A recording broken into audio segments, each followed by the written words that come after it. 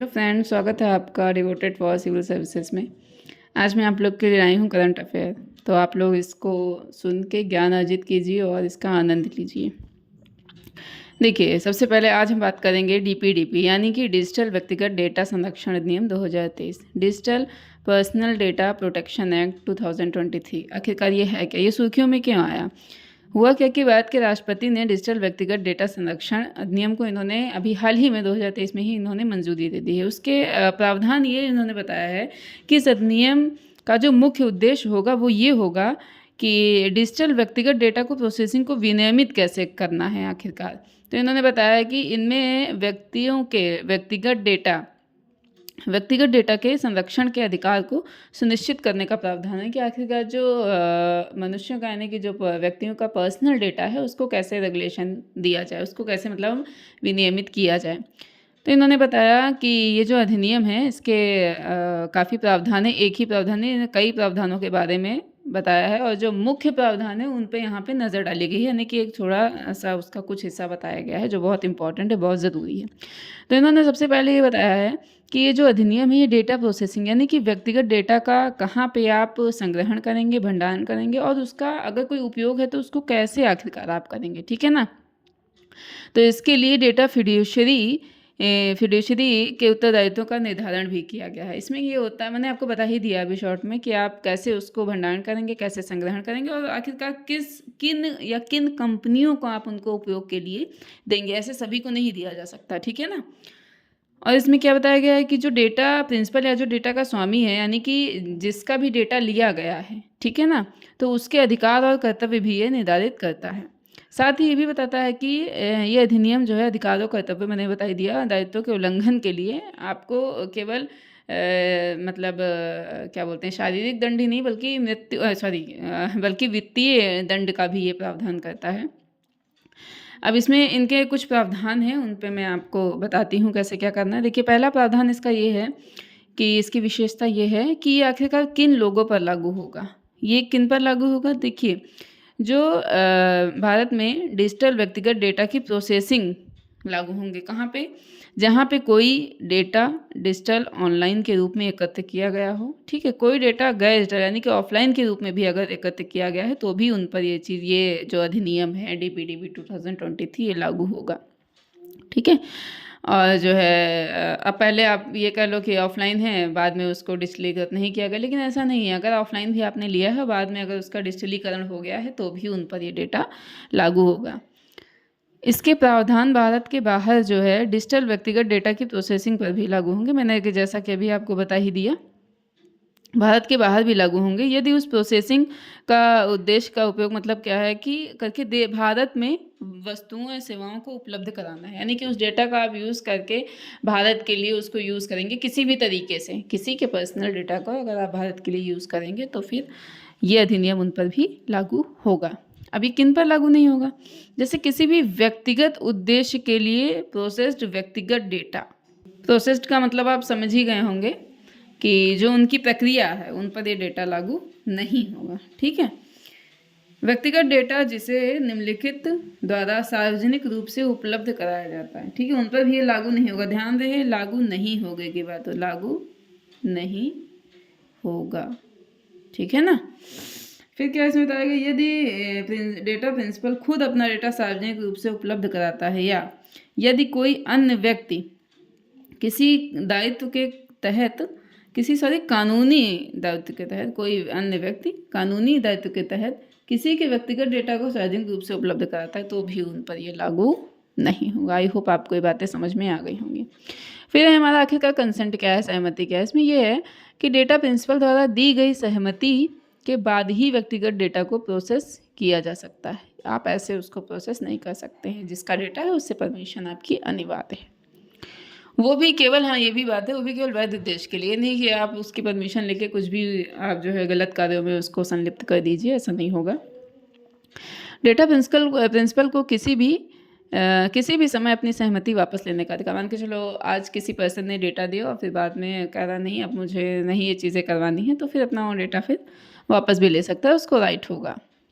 ऐसे मामले में जिनमें सरकार की ओर से लाभ या सेवा प्रदान की जा रही है या चिकित्सीय आपात जैसी स्थिति आए तो वैध उपयोग के लिए सहमति की आवश्यकता नहीं होगी। ध्यान रहे कि अगर आपको सरकार की ओर से कोई लाभ या सेवा प्रदान की जा रही है, चिकित्सीय आपात जैसी कोई स्थिति है, तो फिर ज़रूरी नहीं कि वो जो है वैध उपयोग के लिए सहमति, मतलब इस तरीके का अगर कोई वैध उपयोग है तो कोई ज़रूरी नहीं है या कि आपसे परमिशन लेनी उसको आवश्यक हो।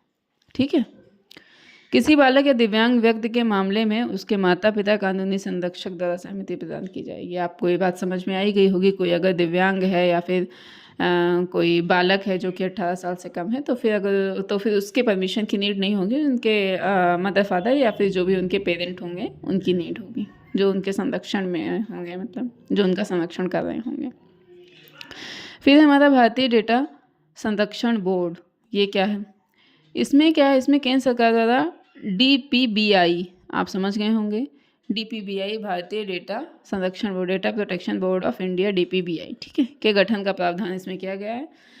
इसमें इसके जो निम्नलिखित कार्य हैं वो ये हैं, जो इम्पोर्टेंट कार्य जिसको कहेंगे, नियमों के अनुपालन की निगरानी करना और उल्लंघन के मामले में जुर्माना लगाना। ध्यान रहे, अगर आप नियमों का पालन नहीं करेंगे तो फिर आपके ऊपर जुर्माना लगाया जा सकता है। डेटा उल्लंघन की स्थिति में आवश्यक उपाय करने के लिए डेटा फिड्यूशरी को निर्देश देना, यानी कि जहाँ डेटा आपका फीड हो रहा है उनको आप निर्देश देंगे। ठीक है। प्रभावित व्यक्तियों द्वारा की गई शिकायतों की सुनवाई करना। आई होप आपको समझ में आ गया होगा। फिर उसके बाद में क्या है? बोर्ड के सदस्यों को 2 वर्ष के लिए नियुक्त किया जाएगा और वे पुनर्नियुक्ति के पात्र होंगे, यानी कि उनकी नियुक्ति दोबारा वहीं पर फिर से की जा सकती है। और ये जो हमारा data protection board of India है, इसके किसी निर्णय के विरुद्ध दूरसंचार विवाद निपटान और अपीलीय अधिकरण यानी कि TDSAT में अपील की जा सकती है। ध्यान रहे, इसके निर्णय के विरुद्ध आप जो है अपील कर सकते हैं। कहाँ पे? दूरसंचार विवाद निपटान और अपीलीय अधिकरण में। ठीक है। डेटा प्रिंसिपल के अधिकार और कर्तव्य क्या है, आप इनसे अवगत हो लीजिए। Right and duties of data principal. ठीक है। डेटा प्रोसेसिंग के बारे में क्या है? सबसे पहले आपको जानकारी प्राप्त करना चाहिए। व्यक्तिगत डेटा को सुधारने और उसे हटाने की मांग करनी चाहिए आपको। ठीक है। एक डेटा प्रिंसिपल को डेटा फिड्यूशरी के पास शिकायत दर्ज कराने का अधिकार होगा। ठीक है। मृत्यु या अक्षमता की स्थिति में अधिकारों का प्रयोग करने के लिए किसी व्यक्ति को नामित करने का भी राइट होगा। ध्यान रहे आपको। ठीक है। डेटा प्रिंसिपल द्वारा झूठी या व्यर्थ की शिकायत दर्ज नहीं की जानी चाहिए, ये बात ध्यान रहे, और उसे गलत विवरण नहीं देना चाहिए। अगर आपने दिया है तो फिर क्या होगा? आपके खिलाफ कार्रवाई होगी। और ध्यान रहे, अगर आपने इन कर्तव्यों का उल्लंघन किया तो डेटा प्रिंसिपल पर 10,000 रुपये तक जुर्माना लगाया जा सकता है। ओके। अब बात करते हैं डेटा फिड्यूशरी के दायित्व क्या है। फिड्यूशरी मतलब मैंने क्या बताया था कि प्रोसेसिंग के उद्देश्य और तरीके से निर्धारित करने वाली जो हमारी इकाई है कि आखिरकार आप प्रोसेसिंग का जो उद्देश्य है वो कैसे बताएंगे और तरीके को निर्धारित करने का जो माध्यम होगा वो। ठीक है। इसके दायित्व क्या क्या है? डेटा की सटीकता और पूर्णता सुनिश्चित करना। ठीक है। डेटा ब्रीच या उल्लंघन को रोकने के लिए उचित सुरक्षात्मक उपाय करना। डेटा ब्रीच यानी कि डेटा अगर आपका ब्रीच हो जाता है उसकी स्थिति में DPBI और प्रभावित व्यक्तियों को सूचित करना। उद्देश्य पूरा हो जाने और कानूनी उद्देश्यों के लिए इसे बनाए रखने की आवश्यकता नहीं होने पर व्यक्तिगत डेटा को डिलीट करना। ये नहीं कि आप उसे डिलीट और फिर ये डिलीट करेंगे तो परमानेंट डिलीट करें। ठीक है। अगला है आपका महत्वपूर्ण डेटा फिड्यूशरी, आखिरकार क्या SDF क्या है? इसके तहत ये है कि यदि अत्यधिक मात्रा में संवेदनशील व्यक्तिगत डेटा का प्रबंधन करता है, समझ गए, तो फिर आपका क्या होगा? ये डेटा फिड्यूशरी को घोषित करता है। ठीक है। इम्पॉर्टेंट डेटा फिड्यूशरी को। ठीक है। डेटा प्रिंसिपल को नुकसान होने का जोखिम है अगर भारत की संप्रभुता और अखंडता का खतरा है, राज्य की सुरक्षा और चुनावी लोकतंत्र को खतरा है, तो फिर आप जो है केंद्र सरकार है किसी डेटा फिड्यूशरी को महत्वपूर्ण डेटा फिड्यूशरी घोषित कर सकती है सरकार, अगर इन मामलों से रिलेटेड चीज़ें हैं तो। कुछ पॉइंट्स इसके और बचे हुए हैं, उनको भी समझ लेते हैं। लोक व्यवस्था पर प्रभाव पड़ने की अगर संभावना है तो भी केंद्र सरकार इसको महत्वपूर्ण डेटा घोषित कर सकती है। ठीक है। एसडीएफ के पास डेटा सुरक्षा अधिकारी और एक स्वतंत्र डेटा ऑडिटर नियुक्त करने तथा प्रभाव आकलन करने जैसे अतिरिक्त दायित्व भी होंगे, ये भी ध्यान रहे। एसडीएफ ने क्या, सिग्निफिकेंट डेटा फिड्यूशियरीज। ठीक है। फिर क्या है, अधिनियम के तहत कुछ छूट भी हमें दी गई हैं। वो ये हैं कि डेटा प्रिंसिपल के अधिकार और डेटा फिड्यूशियरी के दायित्व जो हैं हमारे, ठीक है ना, डेटा सुरक्षा के अतिरिक्त निम्नलिखित मामलों में लागू नहीं होंगे। ध्यान रहे, कब नहीं लागू होंगे, जैसा कि अभी ऊपर भी बताया गया, वही यहाँ फिर से रिपीट की गई हैं कुछ चीज़ें। सुरक्षा, संप्रभुता, लोक व्यवस्था, ठीक है, आदि के अगर हित में अधिसूचित एजेंसियाँ हैं तो अनुसंधान, संग्रहण और सांख्यिकी उद्देश्यों के लिए, ठीक है, स्टार्टअप्स और डेटा फिड्यूशियरी की अन्य अधिसूचित श्रेणियों के लिए कानूनी अधिकारों और दावों को लागू करने के लिए, न्यायिक और विनियामक संबंधी कार्य करने के लिए, ठीक है, अपराधों को रोकना, उनकी जांच करने के लिए, विदेशी अनुबंध के तहत गैर निवासियों के व्यक्तिगत डेटा को भी भारत में प्रोसेस किया जाएगा। ठीक है। इसके अलावा केंद्र सरकार देश की सुरक्षा और लोक व्यवस्था के हित में कुछ गतिविधियों के प्रावधानों से छूट दे सकती है, यानी कि इनमें आपको छूट दी गई है इन नियमों को। इनके अगर आपके पास ये रीज़न है तो कोई ज़रूरी नहीं है कि आप अगर किसी से पर्सनल इन्फॉर्मेशन ले रहे हैं तो आप उसको इन्फॉर्म करें। ठीक है। नेक्स्ट है, बालकों के व्यक्तिगत डेटा की प्रोसेसिंग आखिरकार क्या है। जैसा कि मैंने आपको बताया था कि जो भी बालक होंगे 18 साल से कम होंगे, बताया था, उनके लिए माता पिता की परमिशन की ज़रूरत होगी। लेकिन यहाँ पे ये कहा गया है कि बच्चे के व्यक्तिगत डेटा की प्रोसेसिंग करते समय डेटा फिड्यूशियरी को निम्नलिखित कार्य नहीं करने चाहिए। जैसे क्या नहीं करने चाहिए, वो ये है कि प्रोसेसिंग संबंधी ऐसा कार्य जिससे बच्चे के कल्याण पर कोई हानिकारक प्रभाव पड़ने की संभावना हो। ठीक है, तो फिर आप ऐसा नहीं करेंगे। बच्चे पर नज़र रखना, ठीक है, व्यवहार संबंधी निगरानी या उन्हें लक्षित करके विज्ञापन करना। ठीक है। एक और है हमारा, भारत के बाहर व्यक्तिगत डेटा का हस्तांतरण क्या है।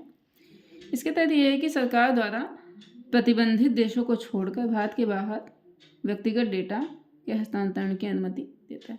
सरकार ने मतलब कुछ देशों को प्रतिबंधित कर रखा है, तो उसको छोड़कर आप बाकी जगह हस्तांतरण की अनुमति आपको दी गई है, अन्यथा नहीं दी गई है। नेक्स्ट है आपका आखिरकार पेनल्टीज़ क्या क्या लग सकती हैं। तो वो ये हैं, कई अपराधों के लिए जुर्माने का प्रावधान, जैसे बच्चों को संबंधित दायित्वों को पूरा ना करने पर 200 करोड़ रुपए तक का जुर्माना। छोटा मोटा जुर्माना नहीं है भैया। ठीक है। और डेटा उल्लंघन को रोकने के लिए सुधारात्मक उपाय ना करने पर, ओ माय गॉड, 250 करोड़ रुपए तक का जुर्माना। ठीक है, इतनी इसकी मैक्सिमम लिमिट है, आप ये समझिए। आई होप आपको समझ में आ गया होगा। अब मिलते हैं किसी दूसरे वीडियो में और किसी दूसरे टॉपिक के साथ में। Thank you. और हाँ, फटाफट आप लोग इसे सब्सक्राइब कर लीजिए और लाइक कर दीजिए, शेयर कर दीजिए, कमेंट करना ना भूलें। एक क्वेश्चन मैं आपसे पूछना चाहूँगी जाते जाते, आप इस क्वेश्चन को कमेंट में बताइएगा। DPDP जो हमारा एक्ट है वो किस ईयर आया, ठीक है, या किस ईयर उसको सरकार ने प्रस्तुत किया, कमेंट में ज़रूर बताइएगा।